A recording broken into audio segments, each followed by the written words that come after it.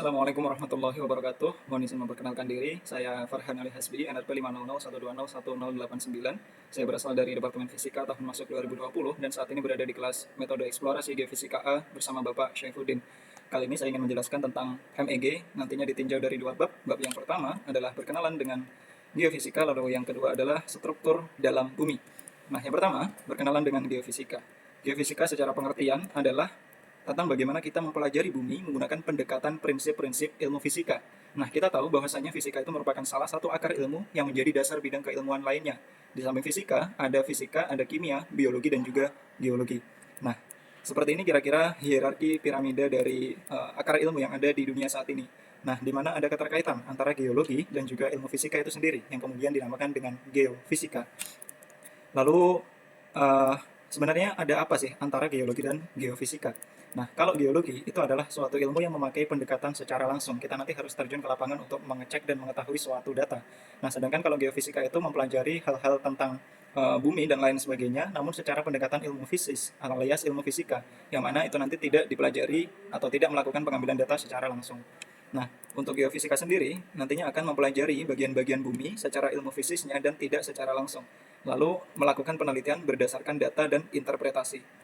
Nah, selain itu ada juga tahapan metode geofisika. Yang pertama itu nanti ada akuisisi data dan pengambilan data, lalu yang kedua nanti ada pengolahan data, lalu yang ketiga nanti, mohon maaf belum saya tuliskan, nanti akan ada interpretasi data alias pengambilan kesimpulan dari data-data yang sudah kita dapatkan. Nah, berikut ini ada contoh untuk metode survei geofisika yang diambil dari KIRE tahun 2020. Misalkan untuk metode seismik, parameter ukur yang kita gunakan adalah waktu tempuh gelombang seismik. Nah, sifat fisika yang dimanfaatkan di baliknya adalah densitas dan modulus elastisitas. Nah, selain itu ada juga contoh eksplorasi seismik. Di sini kita menggunakan truk yang dimana dia nanti akan menghadirkan suatu getaran yang kemudian getaran itu akan ditangkap oleh truk yang bertugas sebagai perekam getarannya. Di situ nanti kita bisa menentukan di mana letak gas, letak minyak, dan juga letak air. Nah, setelah ini kita akan masuk ke materi struktur dalam bumi. Kita tahu bahwasanya bumi merupakan suatu bentuk yang utuh, namun di dalamnya terdapat lapisan-lapisan yang banyak. Nah, lapisan pertama dari bumi atau gambaran umum struktur dalam bumi kira-kira diperlihatkan dalam gambar ini. Jadi bumi itu dari bagian luar nanti ada kerak bumi, lalu ada mantel, ada inti luar, lalu ada inti dalam. Nah, yang pertama adalah crust atau kerak. Kerak nanti memiliki sifat dan beberapa karakteristik ya. Sifat dan karakteristiknya kira-kira seperti ini. Dia itu paling tipis, lalu tebalnya hanya 5-70 km, temperaturnya itu temperatur permukaan di mana kita hidup saat ini. Nah, lalu kerak ini menyumbang 1% massa bumi, tempat di mana makhluk hidup berada, bersentuhan langsung dengan atmosfer dan juga komposisinya terdiri atas batu lepas dan juga tanah. Nah, kerak ini dibedakan menjadi dua. Yang pertama adalah kerak benua atau continental crust, lalu yang kedua adalah kerak samudra atau oceanic crust. Untuk kerak benua cenderung lebih kering, lalu strukturnya tidak terlalu rapat. Berbeda dengan kerak laut yang dia itu berada di lautan, lebih tipis daripada kontinental, namun dia itu lebih rapat dan juga lebih padat. Lalu untuk lapisan kedua, itu ada yang dinamakan dengan lapisan mantel bumi. Mantel bumi itu memiliki beberapa sifat. Yang pertama adalah dia lapisan tertebal, hampir 2.900 km tebalnya. Bersuhu sekitar 870 hingga 220 derajat Celcius, komposisinya meliputi lelehan batuan dan magma, dan menyumbang 66% massa bumi. Jadi dia sangat-sangat besar dan sangat-sangat punya andil dalam berat bumi itu sendiri. Nah, yang ketiga adalah lapisan core atau inti bumi. Inti bumi nanti dibedakan menjadi dua, ada outer atau lapisan inti luar dan juga inner atau lapisan inti dalam. Yang inti luar dia nanti terdiri atas besi cair yang meleleh, lalu kalau lapisan inti dalam itu terdiri dari padatan besi dan nikel. Kenapa kok padat? Karena kita tahu semakin ke dalam semakin tinggi tekanannya, sehingga akan memadatkan apapun yang ada di situ. Setelah itu, di dalam core atau inti bumi juga memiliki beberapa sifat. Yang pertama adalah suhunya sangat panas, 2000 derajat Celcius hingga 4400 derajat Celcius. Setelah itu tekanannya sangat tinggi, letaknya kira-kira 4000 mil di bawah permukaan tanah.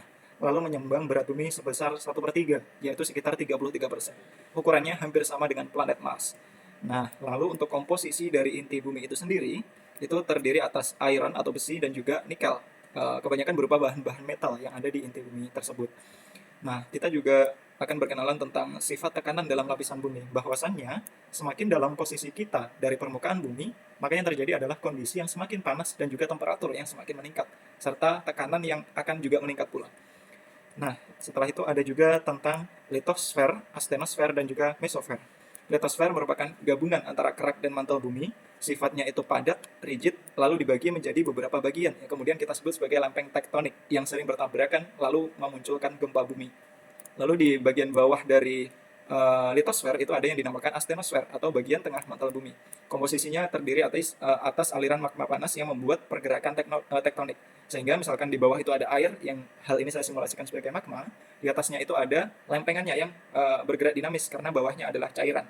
Lalu yang ketiga adalah mesosfer alias bagian bawah mantel atau bottom lower mantle. Sifatnya keras, terletak di antara astenosfer dan juga inti bumi.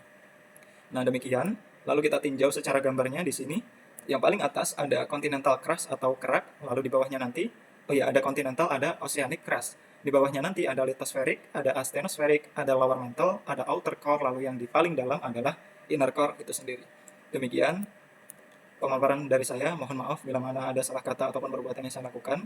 Terima kasih. Wassalamualaikum warahmatullahi wabarakatuh.